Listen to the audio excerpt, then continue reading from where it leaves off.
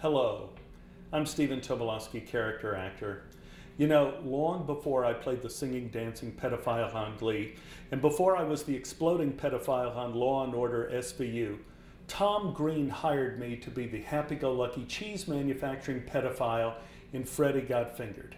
Yes, I played Uncle Neil. Thank you. No, yeah, thank you all very much. No, actually, you may not remember Uncle Neil because I was completely cut out of the movie, but that's an entirely different story.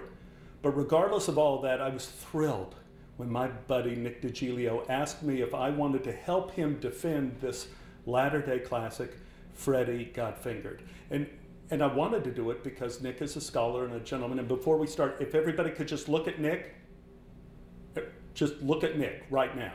Look at Nick. You look at him, three things you know right off the bat. Very handsome man, wise, drinks a lot of coffee. I would trust Nick in anything he says. Now, look at his opponents. Improv Olympics. Oh dear. I had the misfortune of going into a room after Improv Olympics did one of their workshops in the room, and it was filled with soda cans, partially eaten muffins. It was a sad mess. And it led me to the inevitable conclusion that Improv Olympics are just a bunch of big babies. When you listen to their arguments on the movie, I want you to think of three things. I want you to think of that room and those muffins, poor personal hygiene, and probably extensive use of medical marijuana. Now, for the movie.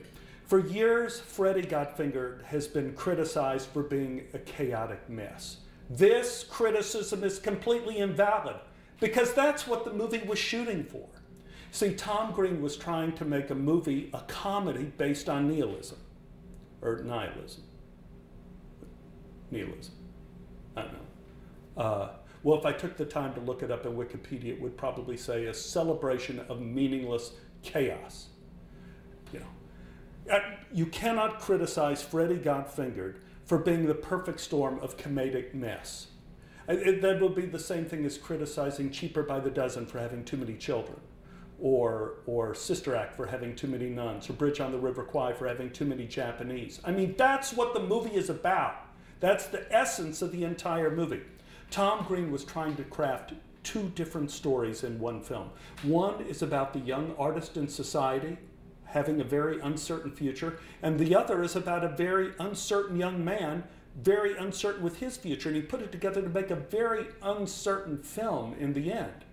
I think what Tom was doing was telling the story of a lost young man using the language of the lost. Now, right after the movie was made, I was completely cut out of the movie, and I happened to go into a delicatessen, and I saw Tom sitting there, and he kind of went, and he was embarrassed to see me, like he was afraid I was going to throw food at him. But I wouldn't do that. I'm not that kind of person. To do that, you would have to be in Improv Olympics.